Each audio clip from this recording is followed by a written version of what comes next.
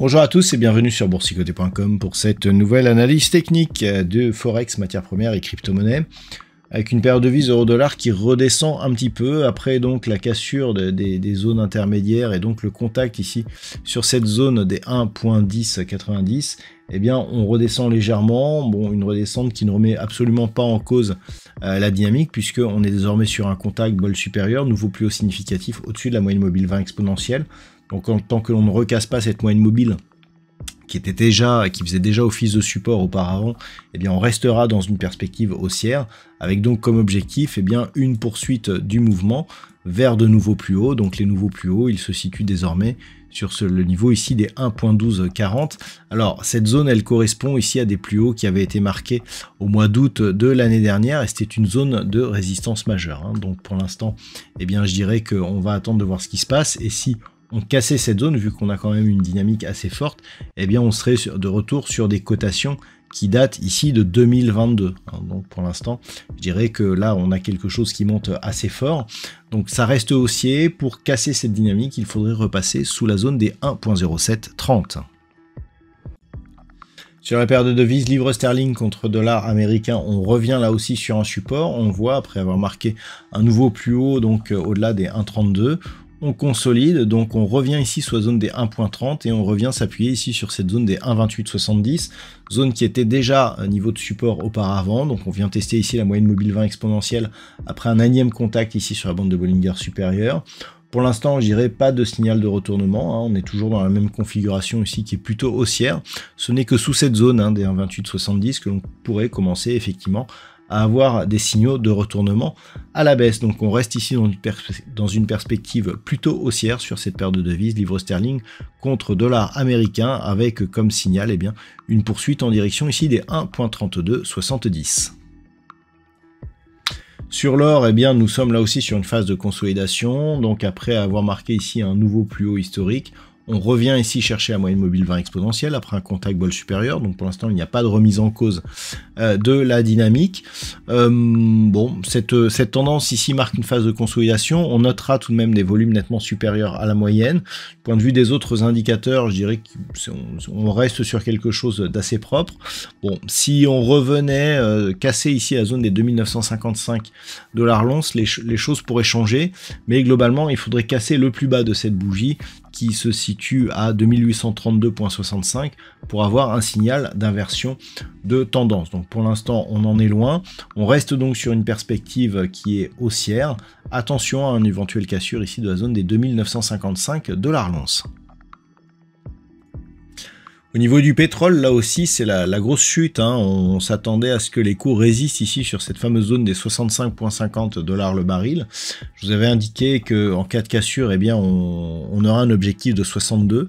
Alors, je pensais pas qu'on irait aussi rapidement, mais comme quoi, avec la volatilité, eh bien, on est de retour sur cette dynamique. Donc, c'est quelque chose d'assez rare. On était en train de construire ici un début de dynamique haussière avec des contacts ici sur la bande de Bollinger supérieure. Hier, on cassait la moyenne mobile.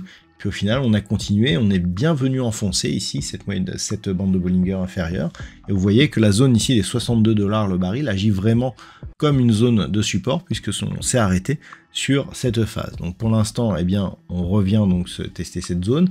Clairement, la dynamique haussière ici, qui avait été déjà un petit peu invalidée par un retour ici sur cette zone de support, eh bien, elle est clairement invalidée puisqu'elle est retournée. On a désormais un signal baissier puisqu'on casse même ici ce point bas significatif du 10 septembre dernier et qu'il faut désormais remonter ici à des phases de cotation que nous avions au début de l'année dernière pour eh bien, trouver ces signaux. Alors, on a des objectifs donc qui sont liés désormais, on a une zone intermédiaire ici à 58,80 et un potentiel retour ici sur une zone des 55,5 $ le baril. Attention, on est ici sur une dynamique qui est forte, on voit de l'amplitude, on voit des volumes, ce n'est peut-être pas fini sur le WTI, il faudrait revenir au minimum au-delà des 65,50 $ le baril pour commencer à invalider ce scénario baissier. Et enfin, on termine avec le Bitcoin, alors sur lequel j'ai fait un petit point à la demande de BFM Business. Étonnamment, la sphère crypto, plutôt corrélée au Nasdaq, plutôt corrélée justement aux inquiétudes liées justement à l'évolution de la politique de Donald Trump, sont restés très très calmes ces 2 derniers jours. C'est une surprise, puisque le Nasdaq ayant chuté, comme vous le verrez dans l'analyse des principaux indices mondiaux, on s'attendait à ce que les cryptos suivent. Pas du tout, on est resté ici autour de la zone des 83 000 $ pour un Bitcoin. On ne s'est même pas approché de la zone d'alerte ici de 77 800. Donc globalement, c'est plutôt la bonne surprise de cette semaine. Donc un Bitcoin qui se stabilise, comme la plupart des cryptos, autour de cette crypto-monnaie. Donc clairement, eh bien, on voit ici que nous étions dans une dynamique baissière, que l'on se stabilise, donc peut-être la fin d'une tendance. Et je dirais que vu le comportement de cette crypto-monnaie par rapport au reste du marché, peut-être est-ce le moment d'y revenir, puisque cette résilience est plutôt intéressante dans un contexte très chahuté. Alors que auparavant, les inquiétudes liées justement à la mise en place des droits de douane par Donald Trump avaient contribué à la baisse de cette crypto et à ce retour sur cette zone de support des 77 800.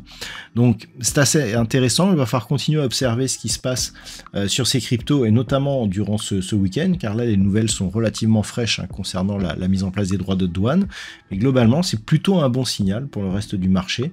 Et qui est donc pour le reste des cryptos qui auraient peut-être trouvé ici le fond ou en tout cas une zone d'équilibre dans ce contexte donc assez incertain au niveau des marchés mondiaux.